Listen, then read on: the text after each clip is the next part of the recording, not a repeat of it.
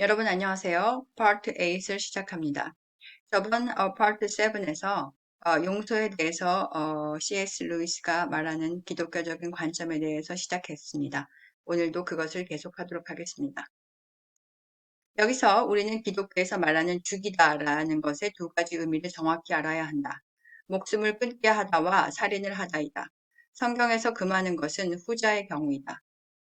목숨을 끊게 한다는 것이 모두 살인을 뜻하지 않음은 마치 모든 성적인 행위가 간음을 뜻하지 않음과 같다.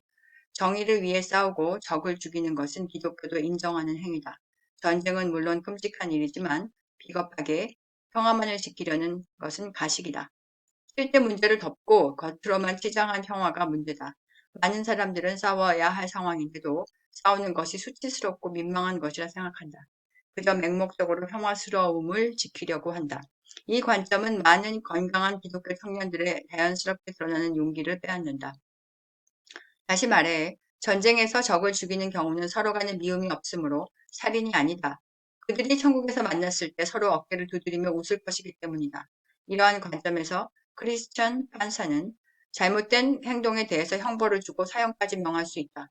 기독교의 관점에서 정말 중요한 것은 영생이므로 이 세상의 생명을 죽이는 그 행동의 중요성을 두기보다는 그 행동을 하는 동기가 죄인지 아닌지에 있다. 이 세상의 생명은 전쟁처럼 정말 필요하다면 죽일 수도 있지만 미움에서 비롯된 살인이란 이어서는 안 된다는 말이다. 우리는 죄에 대한 처벌은 해야 하지만 그것을 즐기면 안 된다. 마치 죄인이 더 큰 죄를 지어 극형에 처해지도록 바래서는 안 되는 것과 같다. 이 태도는 종말에 천국에 가는 사람인지 지옥에 가는 사람인지를 결정하는 핵심적인 요소가 된다. 다시 말하면 원망과 누군가를 계속 공격하고 싶은 마음은 단순히 목숨을 앗는 그 행동, 전쟁 사형보다 마음의 살인이므로 더 나쁜 것이 된다. 이것은 살인이기 때문에 단순히 목숨을 앗아가는 전쟁터의 죽음이나 법 앞의 사형 판결과는 질적으로 다른 죄가 된다. 안타깝게도 미움이라는 감정은 인간이라면 누구나 느낄 수 있어서 그런 마음이 들 때마다 그것을 못 박아야 한다. 어려운 일이다. 하지만 시도는 해봐야 하지 않겠는가. 우리 적을 마주하는 그 순간이라도 우리는 그 적을 우리 자신으로 봐야 한다. 마치 내가 내 죄와 나를 분리해서 보듯이 이 사람은 나쁜 사람은 아니야 라고 믿고 마치 우리가 우리 자신에게 희망을 갖는 것처럼 그 상대방이 더 좋아질 수 있을 것이라 믿어야 한다. 이것이 기독교가 말하는 내 이웃을 마치 너처럼 사랑하라는 말이다. 악한 일을 보고도 그럼에도 불구하고 그를 좋아하고 받아들이라는 말이 절대 아니다. 아무것도 사랑할 만한 것이 없는 사람을 보면 자신에게 이렇게 말해라. 너는 내 자신을 사랑할 만한 것이 있어서 사랑하느냐? 아니다. 인간은 스스로가 바로 그 자신이므로 사랑한다. 신은 우리가 이런 사랑의 마음으로 다른 사람들을 대하기를 원한다. 예수는 우리에게 타인을 어떻게 용서하는지, 우리 자신을 어떻게 타인에게 투영시켜야 하는지 알려주었다. 그러므로 신이 어떻게 우리를 사랑하는지 봤으므로 그 사랑을 다른 사람에게 그대로 응용하는 것이 훨씬 쉬운 것이다. 인간이 신 앞에서 사랑받을 만하지 못하지만 그럼에도 신은 우리를 자기 자신이라고 사랑하고 용서한다. 이것은 마치 자식이 못마땅해도 내 자식이니 사랑하는 것처럼 타인들도 자식과 같은 마음으로 대하도록 노력해야 한다. 제가 처음에 말씀드린 것처럼 이렇게 초록색으로 되어 있는 글씨는 번역된 것이 아니라 제 의견입니다. 그것을 참고해 주셨으면 좋겠습니다. 우리는 정말 사랑받을 만한 가치가 없는 사람들이지 않는가? 우리가 악행을 그만둬야 함을 번연히 알면서도 그만두려 하지 않는 그런 한심한 사람들이 아닌가? 겸손. 다른 도덕적 가르침이나 다른 종교보다 유난히 기독교에서 강조하는 덕이 있다.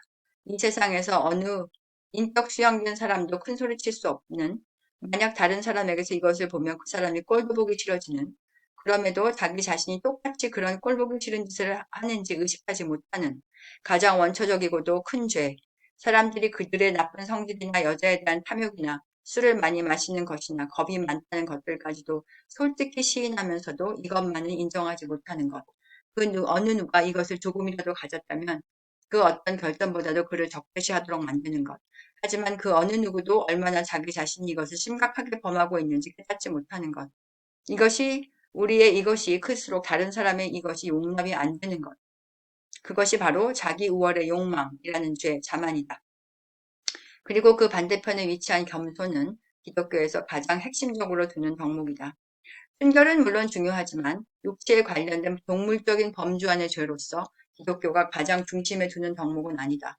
하지만 악마적인 인간의 내면과 연결된 자기 우월의 욕망은 기독교 본질의 한복판에 있다. 겸손하지 못함은 가장 본질적인 악이다. 순결하지 못함, 분노, 욕심, 술 취함 등은 이 악에 비하면 아주 작은 것이다.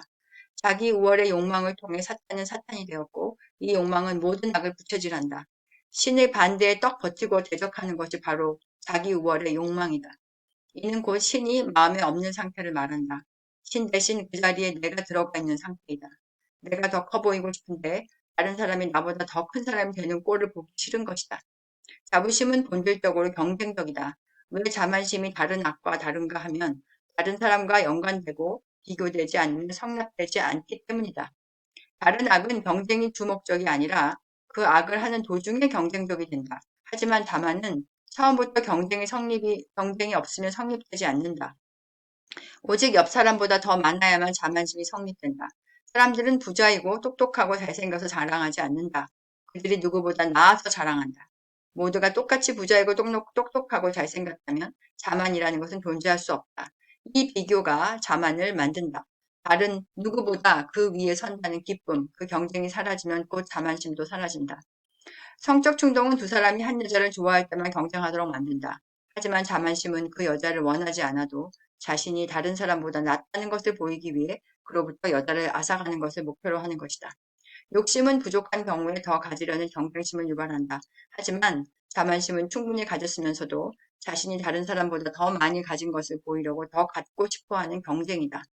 사람들이 욕심을 부리거나 이기적인 경우는 대부분이지만 대부분이 다만 바로 경쟁심 때문이다. 부자가 충분히 쓸 수 있는 돈이 있는데도 남보다 더 갖고 싶어 하는 것은 힘에 대한 욕망이다. 이 힘에 대한 욕망이 자만이다.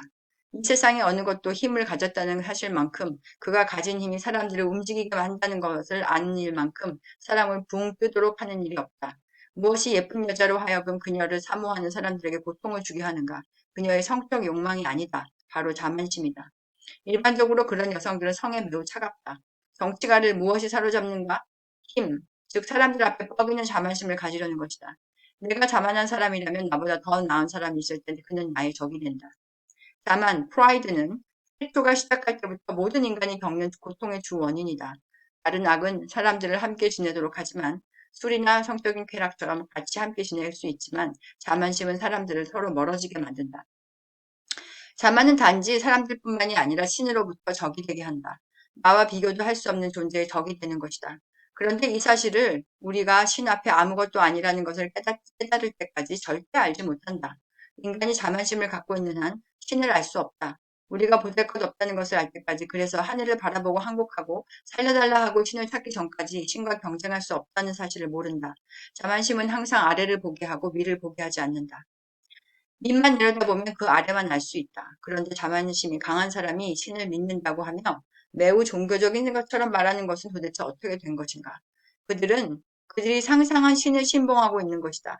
그들은 이 가상의 신 앞에서 자신들이 보잘것없다 하고 있다. 그래서 이 신이 너는 겸손하다 하고 말해주길 바라고 너는 다른 사람들보다 낫다고 믿어주기를 바란다. 그들은 아주 작은 겸손을 신 앞에 행사하며 다른 사람들 앞에서는 엄청난 자기 자랑을 하고 있는 것이다. 그런 사람들이야말로 예수가 종말에 나는 너를 모른다고 할 사람들이다. 그런데 이러한 오류의 함정에 우리 어느 누구든지 빠질 수 있다. 그리고 우리는 우리가 그런 함정에 빠질 수 있는지 아닌지를 테스트할 수 있다. 언제든지 내가 하는 종교 생활이 다른 사람보다 낫다는 생각이 들면 이것은 악마가 주는 생각이다. 신이 주는 생각은 나 자신을 아예 있던지 아니면 아주 조금 생각하는 것이다. 자만에서 벗어나려면 나 자신을 아주 잊는 것이 최선의 방법이다. 이 추악한 악이 나의 종교 생활의 가장 중심에 언제든 침투할 수 있기 때문이다. 다른 악들이 동물적인 욕구에서 나온다면 이 자만심이라는 악은 정신적인 욕망이다. 그러므로 훨씬 교묘하고 사악하다. 그래서 이 자만심은 종종 다른 동물적 악덕을 없애는 데 쓰이기도 한다. 선생님들이 학생들의 자부심을 이용하여 그들의 자존감을 높이는 데 쓰는 것이 한 예이다. 비겁과 성욕과 나쁜 성격들이 바로 이 자만심을 이용하여 치료된다. 이것이 자만이 갖는 파괴력이다. 하지만 악마는 비웃는다. 그는 우리가 순결하고 용감하고 단련된 사람들이 된 것에 대해서 즐거워한다. 왜냐하면 가려움증, 즉 육체적인 악은 사라졌지만 대신 정신적인 악, 자만이 암을 갖게 되었기 때문이다. 자만은 사람에게서 사랑과 만족과 모든 평범한 즐거움을 손누리째 앗아간다. 자만심과 관련하여 몇 가지 다른 버전이 있을 수 있다. 첫째, 칭찬을 받는 것을 즐거워하는 것은 긍정적인 의미의 자부심이다. 사람들을 기쁘게 하고 칭찬받는 것은 다른 사람을 기쁘게 하는 것이므로 건전한 자부심이다. 오히려 칭찬에 반응하지 않으면 그게 더 나쁜 것이다. 참고로 만약 사람이 생각하는 것보다 신이 나를 어떻게 생각하느냐를 더 중요하게 생각한다면 그것도 올바른 일이다. 사람들이 하는 칭찬은 받아들여 자부심을 갖는 것이 옳다. 만약 자기 자신을 더 높이느라 다른 사람의 칭찬을 들은 채도 안 하면 그것이 오히려 자만 중 가장 나쁜 것이다. 허영이 그나마 멸치보다 낫다. 허세 부리는 사람은 다른 사람들의 칭찬과 박수를 원하고 부러움을 받고 싶어 한다. 그는 어린아이 같지만 그래도 겸손한 편이다. 왜냐하면 자신을 높이기 위해 다른 사람들이 필요한 경우이기 때문이다. 다른 사람들의 의견을 의미 있게 생각하니 그래도 그나마 인간적이다. 하지만 진짜 악마 같은 자만심은 다른 사람들을 완전 무시할 때이다. 그 사람들이 나를 어떻게 생각하든 상관없는 것이 가장 무서운 자만이다. 정말 최고의 자만심은 사람들을 무시할 때이다. 왜 내가 그런 인간들의 칭찬을 고려해야 하나? 나는 그런 사람들의 견해에 아무런 반응도 보이고 싶지 않다. 난 내 이상을 따라 살면 된다. 사람들이 내가 하는 일을 좋아하건 말건 상관없다. 내겐 그 사람들이 아무런 의미가 없다이다. 악마는 더 큰 악을 저지르도록 하기 위해 그보다 작은 악을 치료해준다. 허세를 자존감으로 치료해주지만 실은 이것이 더 나쁜 자만심을 만드는 것이다. 불에 데이는 것보다는 프라이팬에 데이는 것이 낫다. 오늘은 여기까지 하겠습니다. 이것은 북 3에 있는 자만에 대한 아주 중요한 그런 패시지였습니다. 그럼 들어주셔서 감사하고 다음 파트 9에서 뵙도록 하겠습니다. 감사합니다.